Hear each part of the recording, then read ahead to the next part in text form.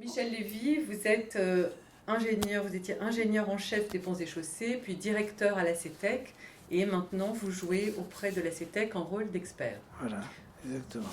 Vous avez participé à de très grands chantiers du XXe siècle et à ce titre avez expérimenté le fait de mener des projets auxquels participaient des personnes de différentes cultures. Pouvez-vous nous en parler ? Alors, le problème que l'on rencontre dans les projets, c'est que interviennent des éléments qu'on ne pouvait pas imaginer à l'avance. Il y a toujours des problèmes de rémunération parce que le travail qu'il a fallu réellement faire est souvent un peu différent de celui qu'on pouvait imaginer au moment où on a lancé l'appel d'offres. Je ne sais pas si c'est spécifique aux travaux publics et aux bâtiments. D'ailleurs, les bâtiments et les travaux publics, c'est assez différent la façon de faire, mais moi je vais parler plutôt des travaux publics. Dans les travaux publics, en France, on a plusieurs façons d'adjuger les travaux. La façon la plus commode pour certains, c'est le forfait.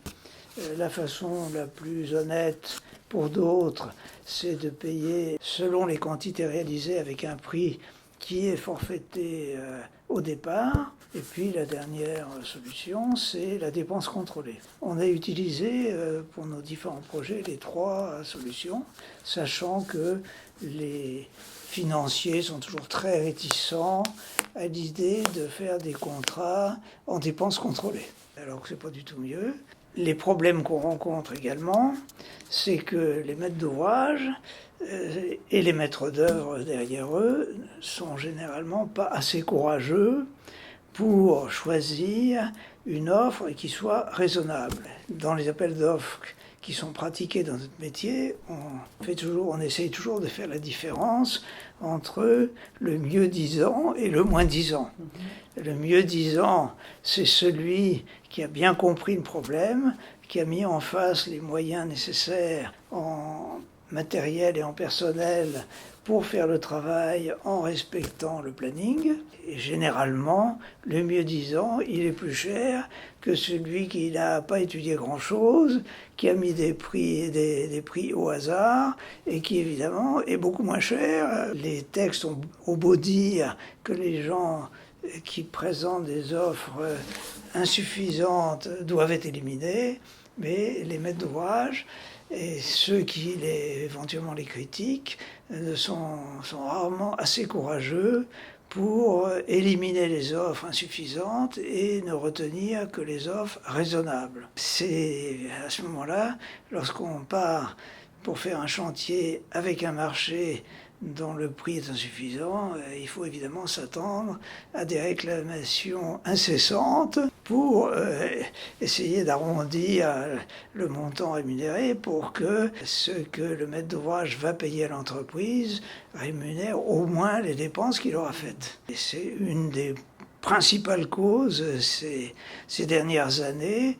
C'est toujours très difficile en France de faire accepter par un maître d'ouvrage de ne pas retenir le moins-disant ou éventuellement le deuxième. Donc j'ai beaucoup d'exemples, malheureusement, où le maître d'ouvrage a imposé au maître d'œuvre que nous sommes de contracter avec un entrepreneur dont le prix était dès le départ insuffisant ou dont la marge, compte tenu des incertitudes sur le projet, était insuffisante. Un deuxième point, ça se passe notamment pour les problèmes de fondation en matière de ponts, de bâtiments, ou pour les problèmes de tunnels. C'est toujours extrêmement facile, dans une offre, de faire des hypothèses irréalistes sur les natures de terrain et sur les cadences, et donc d'abaisser le prix de façon artificielle par rapport à ce qu'il sera le jour où on fera les travaux. Et pour gagner une offre, malheureusement, quand la situation est tendue et difficile, il y a beaucoup d'entrepreneurs qui se sentent obligés de le faire.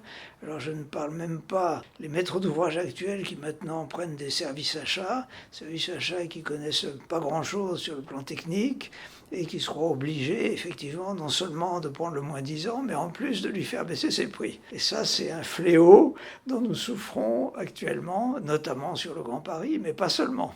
Ensuite, une fois que le chantier est signé dans ces conditions, alors effectivement, il peut y avoir, de par le sol, des choses inattendues, parce qu'on a beau faire des études sérieuses et faire des reconnaissances de sol assez nombreuses, le sol est tellement variable en fonction de l'endroit où on se trouve qu'il peut toujours arriver qu'on tombe sur des conditions de sol qu'on va appeler imprévues et qui vont donc donner lieu à réclamation de l'entreprise pour demander un paiement supplémentaire. Et le maître d'œuvre que nous sommes va avoir à faire un rapport pour instruire sa réclamation, éventuellement un compromis sur quelque chose, un paiement supplémentaire qui serait à la fois raisonnable mais quand même pas excessif. Donc on passe beaucoup de temps dans les travaux publics et notamment dans les travaux de tunnel à instruire des réclamations. Là j'ai parlé des réclamations d'entreprise, mais au niveau du bureau d'études, quand nous faisons les études, on a le même genre de problème également, parce que quand on commence une étude, on ne sait pas encore exactement ce qu'on va faire. Et au fur et à mesure que les reconnaissances de sol se font, que les enquêtes auprès des uns et des autres se font, on va découvrir que le projet auquel on pensait en faisant le contrat d'études ne va pas être celui qu'on va réellement étudier de façon plus détaillée. Sans compter qu'il y a aussi des maîtres d'ouvrage qui changent d'avis sans aucune raison particulière, simplement parce que tel interlocuteur politique a demandé quelque chose qui n'était pas prévu, il demande de le rajouter, évidemment, ça perturbe énormément les études, ça les rend plus chères et ça donne lieu à des réclamations pour avoir des sommes supplémentaires. Je peux indiquer comment, par exemple, on essaye de se mettre d'accord à l'amiable avec l'entreprise pour régler les demandes qu'elle présente au fur et à mesure. Il faut reconnaître, c'est peut-être pas à recommander pour toutes les juridictions, mais malheureusement, je crois que même quand on passe en tribunal, ça se passe de la même façon, à savoir que d'un côté, on a le contrat a prévu des obligations pour l'entreprise. On peut difficilement lui donner de l'argent simplement si elle s'est contentée de remplir ses obligations. Par contre, si elle arrive à justifier que ce qui lui a coûté plus cher, c'est effectivement quelque chose qui n'était pas explicitement prévu dans le contrat, ou qu'elle n'avait pas indiqué dans son offre, à ce moment-là, on essaye de se mettre d'accord. Alors, pour se mettre d'accord, c'est vrai que le maître d'œuvre qui connaît bien le sujet technique, quantitatif et financier est mieux placé que quiconque pour se mettre d'accord avec l'entreprise.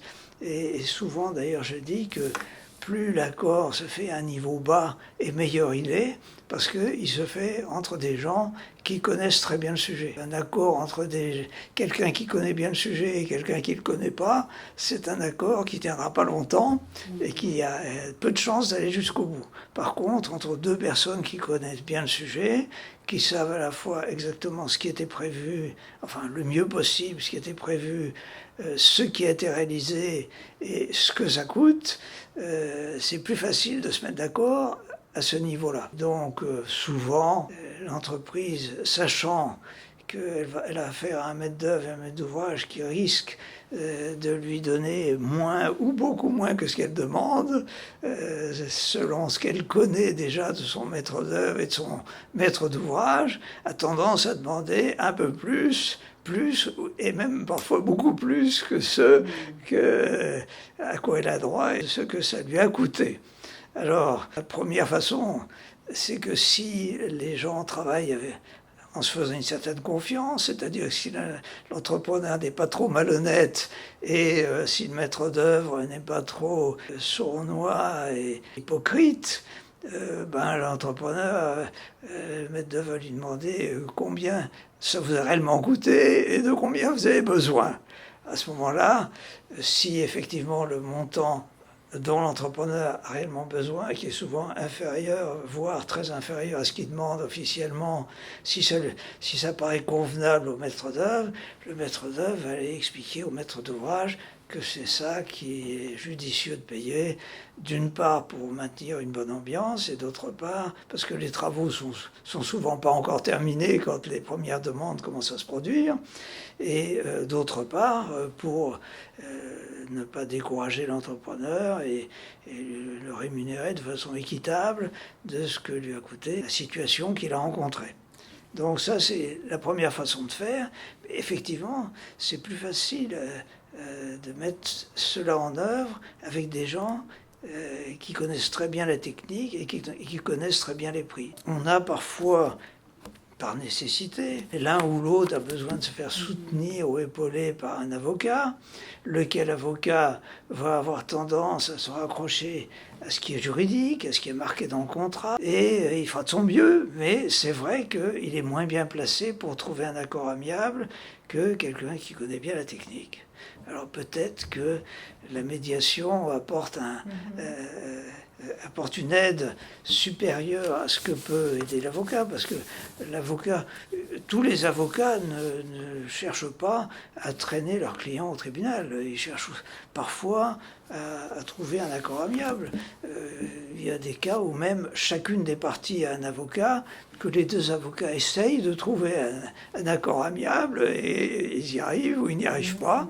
Alors ils ont parfois plus d'imagination que les ingénieurs, donc ça peut être utile, mais il leur manque la connaissance technique, ils ne peuvent rien faire sans avoir à leur côté les techniciens. Mais le médiateur, lui, est en tiers neutre et impartial, voilà. Et sa mission est surtout d'aider à rétablir le dialogue et la communication entre les parties. Entre des gens qui ne s'entendraient pas ou qui se feraient des reproches les uns aux autres. Mais c'est vrai que la première chose pour éviter d'avoir des innombrables litiges, c'est déjà de partir sur un marché qui soit bien étudié, où les prix soient raisonnables et où on ait éliminé les offres qui ne sont pas raisonnables. Pendant la construction du tunnel sous la Manche, vous étiez directeur des ouvrages France. Pouvez-vous nous expliquer comment les équipes ont pu travailler ensemble et quel type de difficultés vous avez pu trouver sur votre passage entre des équipes qui regroupent à la fois des Français, des Anglais, et puis des personnes qui viennent de cultures différentes? Avant de répondre exactement à la question, je dois dire que chez Eurotunnel, en fait, c'était une organisation matricielle, c'était une organisation très compliquée, mais on va dire que les lignes opérationnelles, il y avait en fait 3 départements. Il y avait un département qui s'appelait Ouvrage France ou French Works, un département qui s'appelait UK Works, et un 3e département qui s'appelait Système de transport. Les Ouvrages France étaient les interlocuteurs de l'entreprise pour les travaux de génie civil qui se passaient en France. Et les travaux de génie civil qui se passaient en France, c'était les 3 tubes qui faisaient à peu près une vingtaine de kilomètres de tunnels chacun en travaux souterrains. C'était les installations terminales. Et puis du côté anglais, c'était la même chose, mais sur le territoire anglais.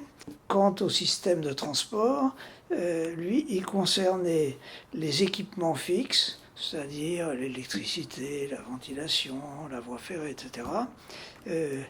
Et le rolling stock, c'est-à-dire le matériel roulant.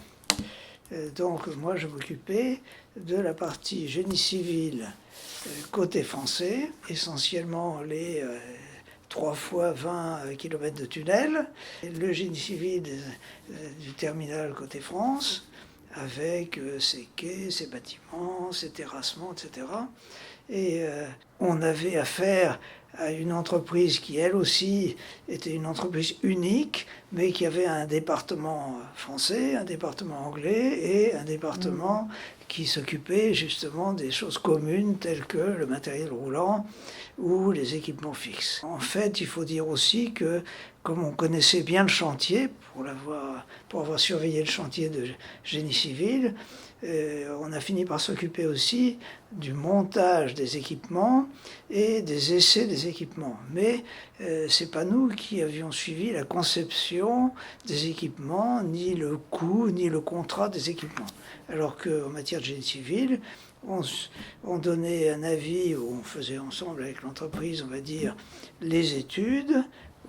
On vérifiait les études de détail faites par l'entreprise. On gérait le contrat, c'est-à-dire que d'une part, on surveillait la bonne qualité de l'exécution des travaux, la bonne organisation, et on faisait les situations de travaux, c'est-à-dire chaque mois, on disait au maître d'ouvrage quel montant de travaux il devait payer. Sur le côté français, disons que nos situations de travaux, ça se baladait, à l'époque c'était encore des francs, ça se baladait entre 200 et 250 millions de francs par mois, et donc on devait contrôler les dépenses. Il se trouve que le contrat d'Eurotunnel avec l'entreprise unique était assez particulier. C'était un contrat dans lequel le génie civil des travaux souterrains était un contrat en dépenses contrôlées. Les équipements et le génie civil du terminal étaient un contrat au forfait et le matériel roulant était un contrat aux dépenses contrôlées également. Mais le génie civil du tunnel, c'était dépenses contrôlées avec bonus et malus par rapport à un coût d'objectif qu'il fallait respecter. Donc si les travaux remboursés en dépenses contrôlées avaient coûté plus cher que l'objectif, alors il y avait un malus, on prenait de l'argent à l'entreprise. Si ça coûtait moins cher, alors il y avait une espèce de partage des économies qui était fait entre le maître d'ouvrage et l'entreprise. Évidemment, c'est un contrat boiteux, parce que quand une entreprise elle a 3 contrats différents, évidemment sa tendance c'est de mettre dans la partie dépenses contrôlées tout ce qui aurait pu se rattacher au forfait, et évidemment ça donne lieu à des discussions pour savoir si telle dépense relève du contrat forfaitaire ou du contrat en dépenses contrôlées. Mais d'un autre côté, l'entreprise était tellement importante, puisqu'il y avait dans ce groupement d'entreprises, il y avait les 5 plus grosses entreprises françaises et 5 des plus grosses entreprises anglaises. Si on était arrivé à un différend sérieux, on n'avait aucun moyen de renvoyer l'entreprise, de résilier le marché et de le passer avec quelqu'un d'autre. Donc on se disait que le marché en dépenses contrôlées, pour la partie que personne d'autre ne pouvait faire, c'était à la fois plus équitable et moins dangereux pour tout le monde que le contrat habituel qu'on fait en tunnel, qui est un contrat exceptionnellement forfaitaire et généralement un contrat au bordereau, c'est-à-dire les prix unitaires sont fixes, mais les quantités sont variables, et donc on applique les prix unitaires aux quantités réellement réalisées. Et comment ça se passait concrètement entre les différentes équipes, Alors, entre les équipes françaises et anglaises? Ça s'est passé de façon assez originale. Évidemment, avec les Anglais, tout ce qu'on fait avec les Anglais, c'est toujours très original. Je l'ai découvert à cette époque. Les Anglais raisonnent d'une façon complètement différente de nous. Les Anglais, c'était sous l'influence anglaise et sous l'influence des grands patrons d'Eurotunnel qui venaient du secteur du pétrole, qui est quand même très anglo-saxon. Ils ont mis tout de suite sur pied un comité de règlement amiable avant d'aller en arbitrage. Donc, au fur et à mesure, on était prié de soumettre à ce comité les différends qu'on pouvait rencontrer avec l'entreprise. Alors, côté anglais, très régulièrement, ils fournissaient des questions à régler par le comité en question. Côté français, c'est pas tellement notre habitude. Nous avons travaillé avec une certaine confiance, parce que les gens de l'entreprise et nous-mêmes, maîtres d'œuvre, on se connaissait depuis longtemps, et donc on avait tendance à s'accorder ensemble sur le chantier sans en référer au comité de règlement amiable. Alors évidemment, de mon côté, je peux dire que j'étais pas très bien vu par la hiérarchie Eurotunnel, qui trouvait qu'on ne soumettait pas franchement beaucoup de questions au comité de règlement amiable.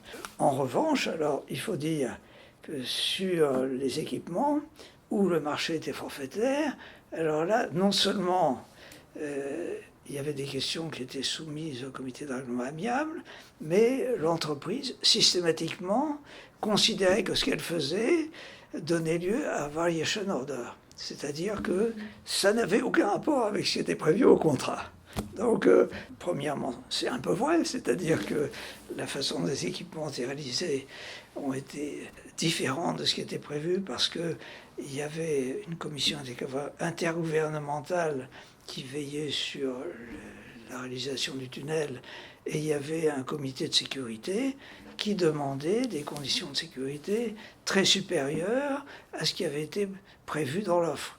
Donc l'entreprise avait quand même une certaine raison de demander des variation orders parce que le maître d'ouvrage lui demandait des choses plus importantes que ce qui était prévu. En particulier, je dirais la caténaire, par exemple, c'est-à-dire là où on prend le courant pour alimenter la locomotive dans le tunnel.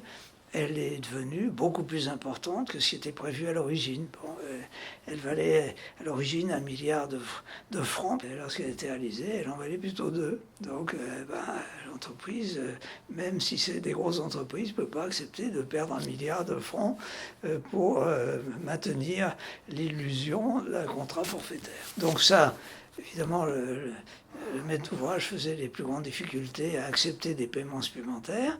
Et donc, ils ont pris le système de mettre dans un registre tous les sujets de différents. Alors, on appelait ça les clèmes, évidemment. Il y avait un comité de règlement des clèmes. Et puis, il y avait la clème numéro 1, numéro 2, puis après 500, 500, 600, 700, 800, etc.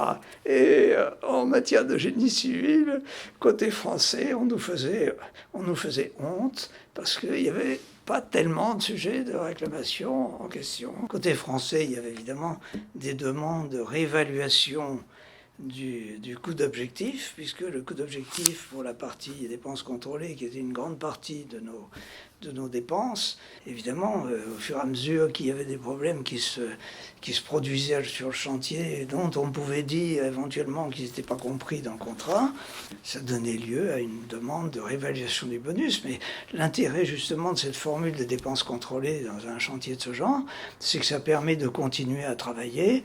Le bonus et le malus, c'est lointain, ça s'applique à la fin du chantier, donc on peut demander en cours de route de réévaluer le bonus, le coût d'objectif, mais personne n'est stressé par la réévaluation du coût d'objectif, puisque toutes les dépenses de tous les jours sont remboursées quand elles sont admises à la dépense contrôlée. Vous avez travaillé avec des équipes de cultures différentes, à la fois professionnelles et puis aussi de provenance géographique différentes.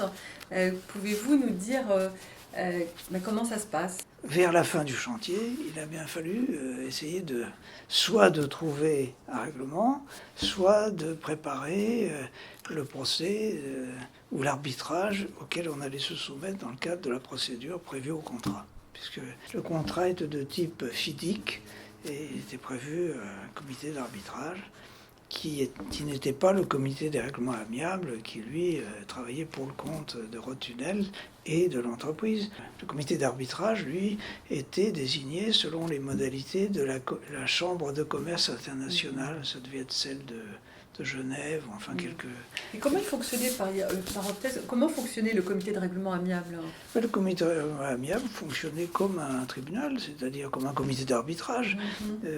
Chaque partie soumettait la question qu'elle avait envie de soumettre, expliquait ses griefs vis-à-vis de l'entreprise, ou l'entreprise expliquait ses griefs vis-à-vis du maître d'œuvre et du maître d'ouvrage, et puis le comité en question faisait des recommandations que chacune des parties était libre de suivre ou de ne pas suivre. Quand elle n'arrive pas à se mettre d'accord à l'issue de ce règlement amiable, ça rentrait dans la liste des questions qui seraient soumises à l'arbitrage dans le cadre du litige. Voilà. Côté français, en fait, on avait affaire à des Français qui avaient des habitudes françaises, avec certains contrats étrangers.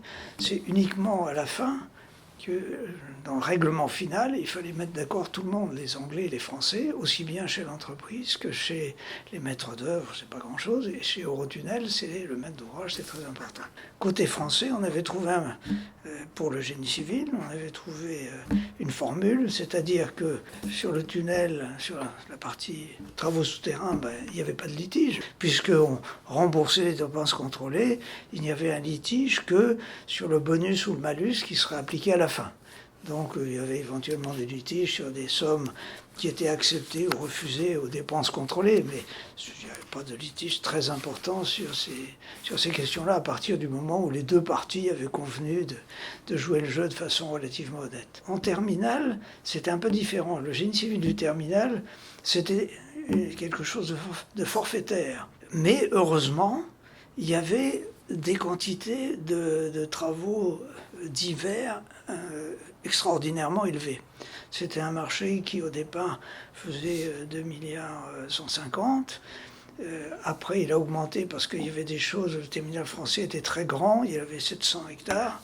Le terminal anglais était petit, donc il y a des bâtiments qui n'avaient pas leur place sur le côté anglais, qui ont été transférés sur le côté français. Donc, on va dire, côté français, le marché devait représenter à peu près 2 milliards 300 millions.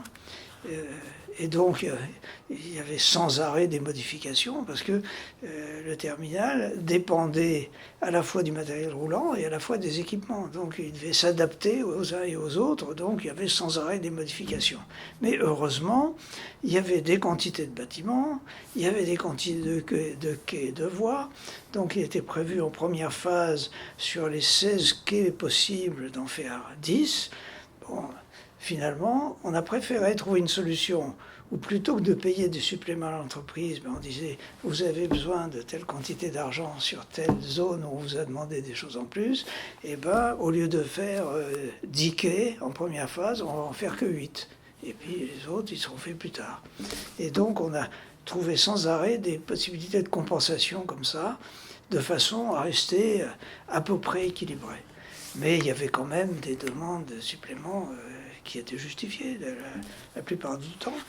Et on avait la chance, si je peux dire, d'avoir dans l'équipe d'Eurotunnel quelqu'un qui avait fait l'offre pour le compte de l'entreprise, qui à l'origine était prévu pour faire partie du maître d'ouvrage. Et on avait demandé à ces gens-là de choisir entre aller chez l'entreprise ou aller chez le maître d'ouvrage.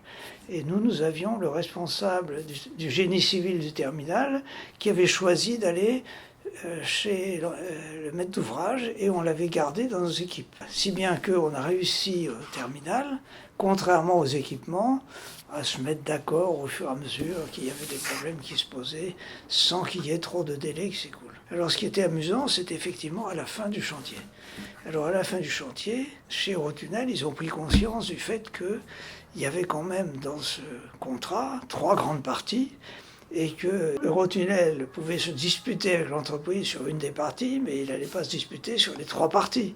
Donc il a essayé de trouver un accord amiable sur les 2 parties, à savoir la partie travaux souterrains, la partie génie civil du terminal, puis la partie rolling stock, c'est-à-dire matériel roulant, il n'y avait pas de problème, et ne garder comme sujet de litige que les équipements électromécaniques. Eurotunnel a changé de politique et a dit, écoutez, maintenant, il a dit à ses maîtres d'œuvre, il faudrait que vous essayiez de trouver un accord amiable avec les entreprises. En ce qui concerne le côté anglais, je dirais sur le côté anglais, côté français, il y avait un problème, c'était le montant du bonus et du malus, sachant que les dépenses qui avaient été remboursées étaient très supérieures au coût d'objectif. Et donc, on va dire, il y avait un dépassement en moyenne de 50%, ce qui est beaucoup, mais on avait à peu près 30% de réserve dans le budget. Et il y avait donc 20% qu'on n'avait pas prévu dans le budget et qu'il fallait régler. Et puis côté génie civil du terminal, on dépassait un peu du côté français, beaucoup du côté anglais. Une fois de plus, ils avaient pris des prix de départ, on va dire, trop optimistes. Et puis, côté français, on avait effectivement déjà discuté du montant avant de la signature du contrat, et donc on avait un contrat avec des montants plus raisonnables. À ce moment-là, sur le génie civil du terminal, il restait à discuter des demandes de 100 millions de francs, alors qu'on en était à 2 milliards 400, donc il restait à régler 100 millions. C'était assez facile de trouver un accord à 50-50. Et côté tunnel, là, bon, j'ai joué un petit rôle, alors je peux en parler. Personne n'avait trop d'idées sur la façon de régler. Et un jour, j'ai dit à mon interlocuteur d'entreprise, qu'est-ce que vous diriez d'un règlement comme ça ? Puisqu'il fallait annoncer quand même des budgets régulièrement. Et j'avais suggéré à mon interlocuteur d'entreprise, que je connaissais bien, une formule. Et alors, il m'a dit, écoutez, je vais demander à mes patrons d'entreprise, puisque lui, il était le patron de France, mais il avait un patron à la tête de l'entreprise, qui était un Américain avec des Anglais, et puis des actionnaires, etc. Quelques jours après, il est revenu en disant, écoutez, moi, mes patrons, ils sont d'accord avec cette formule, ce qui n'était pas très original, parce que ça consistait à revenir à la formule initiale du contrat qui avait été modifiée en cours de route. Donc ça revenait au contrat initial, ça veut dire on donnait quand même à l'entreprise une partie de son fee, parce que le cost plus fee, il y a le fee qui représentait théoriquement 6%, il y avait 6% considérés comme des frais généraux et 6% considérés comme du bénéfice. On enlevait les 6% et on gardait les 6% au niveau frais généraux, et ça leur paraissait une solution raisonnable plutôt que de leur prendre encore sur les 6% qui avaient été classés frais généraux, mais qui en fait payaient sensiblement plus que les frais généraux. Chez le maître d'ouvrage, les gens ont dit, écoutez, il y avait des personnes avaient changé, étaient favorables à un règlement amiable, et on trouvait que c'était une formule acceptable. Alors à ce moment-là, sur le principe, ça a été accepté, et puis ils ont mis les comités d'éclème de l'entreprise et des maîtres d'ouvrage face à face, 10 personnes de chaque côté, puis ils ont commencé à discuter les détails, ça a duré 1 an, pour savoir. Alors on nous demandait de temps en temps, à mon interlocuteur d'entreprise et à moi, sur quoi exactement vous vous êtes mis d'accord. Alors je leur ai répété sur quoi on s'était mis d'accord, et au lieu de se mettre d'accord sur 6%, ils se sont mis d'accord sur 5,98% après 1 an de travail entre 10 personnes de chaque côté. Voilà. Alors ensuite, il y a eu effectivement, en tribunal, en arbitrage, il y a eu un litige qui a été soumis à l'arbitrage entre l'entreprise et Eurotunnel. Ils se sont quittés très fâchés les uns avec les autres. Pendant des années, Eurotunnel ne pouvait plus discuter avec l'entreprise, si bien que quand il y a eu un incendie 3 ans après et qu'il a fallu réparer le tunnel, ils ont fait appel à mon interlocuteur d'entreprise parce qu'il avait pris sa retraite depuis et qu'il n'était plus dans l'entreprise, mais ils n'ont jamais voulu s'adresser à l'entreprise. Au contraire, ils se sont adressés à nous et on a beaucoup travaillé à la réparation de cet incendie-là, puis du suivant, il y en a eu un en 96 et un en 2008. Et donc, le comité d'arbitrage a joué son rôle. Ensuite, il y a eu un arbitrage entre la SNCF et Eurotunnel, parce que la SNCF avait droit à la moitié des sillons. Donc Eurotunnel considérait que le tunnel ayant coûté plus cher que prévu, à partir du moment où la SNCF utilisait la moitié des sillons, il pouvait bien payer aussi la moitié, ou en tout cas au moins une partie des dépenses supplémentaires. Évidemment, la SNCF et British Rail ne voulaient pas payer. Donc c'était soumis à l'arbitrage qui a décidé quelque chose. Est-ce que vous pensez qu'il y avait une spécificité liée au fait que c'était un chantier franco-britannique ? Il y avait sûrement une influence de l'aspect franco-britannique. Déjà, les équipes dirigeantes, elles étaient franco-britanniques, les actionnaires étaient franco-britanniques, les banques ont joué quand même un rôle important, parce que une grande partie de l'argent avait été prêté par les banques. Les banques, il devait y en avoir 220, qui avaient désigné 17 agent banks, qui avaient elles-mêmes nommé 4 banques actives, 2 françaises et 2 anglaises. Et alors, évidemment, les banques qui avait prêté l'argent suivait tout ça de près et influençait forcément les événements d'un côté et de l'autre. Il y a dû avoir une influence, j'ai pas été mêlé moi de ce côté-là, moi j'ai juste été mêlé à la résolution du conflit entre le groupement des entreprises et Eurotunnel. Voilà. Moi j'ai connu le cas du tunnel du Fréjus. Il y avait un marché côté français et un marché côté italien. Alors, côté italien, ils se débrouillaient entre eux, très bien. Et côté français, il y avait donc un marché qui couvrait à peu près 6 km et demi de tunnel, plus un puits de ventilation qui était très important, qui faisait pratiquement 760 mètres de hauteur, avec 7,60 m de diamètre intérieur, c'est quand même un ouvrage important. L'entrepreneur, le groupement d'entreprises qui comportait des Français et des Italiens, avait dans son offre, on va dire, parsemé son offre de tout un tas de réserves que le maître d'œuvre qui était CETEC et le maître d'ouvrage n'avaient pas remarqué ou ont laissé passer, si bien que le montant se révélant probablement insuffisant pour l'entreprise a essayé de faire monter la sauce. C'était la même que celle qui avait creusé le Mont Blanc, le tunnel sous Mont Blanc. Et elle connaissait bien le sujet. Et donc, elle a commencé à faire des réclamations. Et dès que le tunnel est devenu un peu difficile, elle a créé le casus belli. Elle a refusé d'obéir aux ordres de service que lui donnait le maître d'ouvrage et le maître d'œuvre. Et dans un premier temps, elle a expliqué que le terrain était très différent de celui prévu et qu'il fallait mettre en œuvre la solution technique que eux considéraient comme devant être mise en œuvre, parce qu'il y avait un différent technique au départ, et que ça allait demander 18 mois de plus, et que ça allait augmenter le marché de 50%. Et puis comme les gens continuaient à se disputer, ils ont fini par dire que c'était encore pire que prévu et qu'il faudrait faire une technique encore plus lourde que ce qu'ils avaient prévu, et que dans ces conditions, le marché allait doubler et le délai allait augmenter de 33 mois. Alors, le maître d'ouvrage français s'est trouvé très embarrassé parce que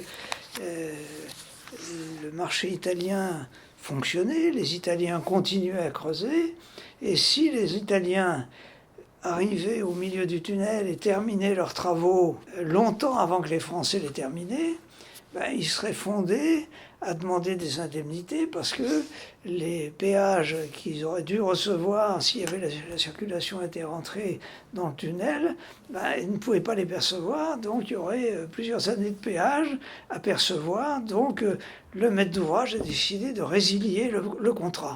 Il a passé un nouveau marché avec les entreprises qui avaient été classées deuxième au moment de l'appel d'offres.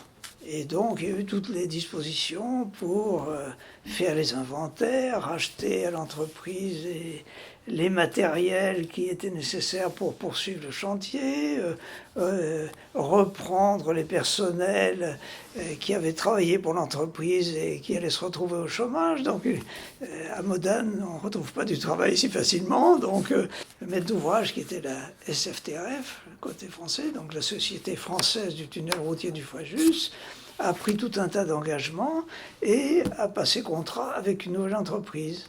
Et la personne qui dirigeait les travaux chez nous au niveau maîtrise d'œuvre sur le site, on a pensé qu'il valait mieux la faire déménager, et c'est moi qui l'ai remplacé après quelques mois et qui ai donc dirigé les travaux avec la nouvelle entreprise jusqu'à la fin des travaux. Et pour nous, aussi bien pour l'entreprise que pour moi, c'était difficile parce que il y avait dans nos équipes, en particulier dans mon équipe, j'avais des gens qui étaient dans l'équipe avant la résiliation, et lorsqu'il y avait des problèmes à régler sur la façon de payer ceci ou cela, de réaliser ceci ou cela, alors si je pensais que qu'il était équitable d'accepter telle façon de faire, j'avais toujours un collègue qui venait me dire, vous savez, avec l'entreprise précédente, sur le même problème, on avait pris une position différente, et si on change de position avec la nouvelle entreprise, comme la résiliation était faite aux torts et risques, on va nous dire que notre résiliation était abusive et que c'est à nous de payer non seulement les frais de la résiliation, mais aussi les dépenses supplémentaires, etc. C'était assez compliqué.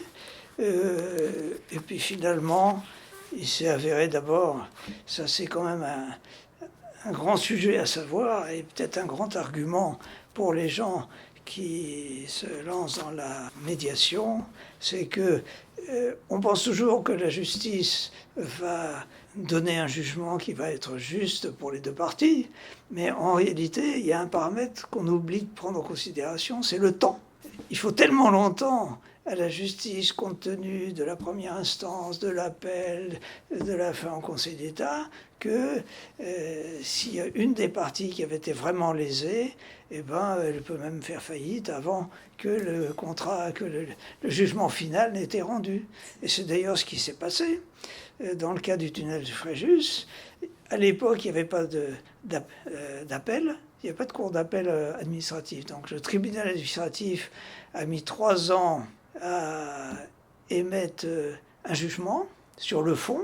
Évidemment, les deux parties ont fait appel parce qu'elles trouvaient que ce n'était pas équitable. Donc l'appel à cette époque, c'était en Conseil d'État. Le Conseil d'État a mis encore 3 ans pour donner un jugement sur le fond qui disait à peu près le contraire de ce qu'avait dit le tribunal administratif. Et à ce moment-là, les deux parties ont essayé de mettre en œuvre, sur le plan financier, le jugement du tribunal administratif, du Conseil d'État. Alors évidemment, les deux parties ne se sont pas mises d'accord sur le montant que l'une devait payer à l'autre et l'autre à l'une, et donc sont retournés au tribunal administratif. Et entre-temps, les dirigeants de l'entreprise avaient pris leur retraite, avaient changé, et le nouveau dirigeant a très bien compris qu'il allait falloir encore 3 ans pour savoir qui devait payer combien d'argent à quelle partie, qu'ensuite, de nouveau, il faudra encore 3 ans de plus pour le Conseil d'État, et qu'on n'allait pas attendre pendant 6 ans de savoir combien tout ça valait. Donc les deux parties se sont mises autour d'une table et ont trouvé très rapidement un accord amiable. Ça s'est terminé comme ça. On n'a jamais été au bout de la procédure officielle de jugement parce qu'il y aurait au moins une des deux parties aurait disparu avant que le jugement soit rendu. Alors c'est vrai que c'est un des cas où la médiation peut être vraiment utile puisqu'il n'y a pas de limite à l'ensemble, au sujet que peut traiter le médiateur avec les parties. Donc ça peut aller beaucoup plus vite. Voilà, les solutions peuvent être rapides et donc c'est d'autant plus intéressant quand les parties sont amenées à continuer à travailler ensemble, comme c'était votre cas dans le cas de la construction de ce tunnel. Si on aurait continué si on s'était mis d'accord, mais effectivement, même sur la résiliation, à partir du moment où on s'est résilié, même sur le fait que la résiliation soit abusive ou pas abusive et que l'un doive payer quelque chose à l'autre, peut-être même qu'une médiation aurait pu aboutir à un accord plus rapidement et tout aussi bon parce que visiblement, on se rend compte dans des grosses affaires comme celle-là que le tribunal n'ose pas dire telle partie a raison, telle partie a tort. C'est toujours une poire plus ou moins coupée en deux. Donc là, il y avait 2 marchés au Fréjus. Il y avait un marché pour le tunnel, un marché pour le puits. Alors, le tribunal de première instance, le tribunal administratif de l'époque, avait décidé que la résiliation sur le marché tunnel était peut-être justifiée, mais pas aux torts et risques, donc elle n'était pas justifiée telle que prévue, et que par contre, la résiliation du puits était justifié. Le Conseil d'État a jugé le contraire, ou, enfin disons, je ne me rappelle plus lequel des deux a jugé, mais il y en a un qui a jugé que le maître d'ouvrage avait raison sur le puits et tort sur le tunnel, et le Conseil d'État a jugé le contraire. Toujours pour de très bons arguments juridiques, sûrement, mais qui permettent, dans des affaires un peu compliquées. Ceci étant, sur le plan technique, un détail m'avait amusé, c'est que le creusement du tunnel était arrivé au point métrique 1900. En fait, avec la nouvelle entreprise, on a mis en œuvre la solution technique qui était recommandée par les experts du maître d'œuvre et pas par l'entreprise. Un jour, il y a eu une audience où l'expert du tribunal est venu sur le chantier. À ce moment-là, on avait déjà creusé 1400 mètres de tunnel avec la technique du maître d'œuvre. On avait dessiné un trait au point métrique 1900 et il fallait en dessiner un autre au point métrique 2000 pour que l'expert du tribunal puisse juger s'il était justifié ou pas de résilier.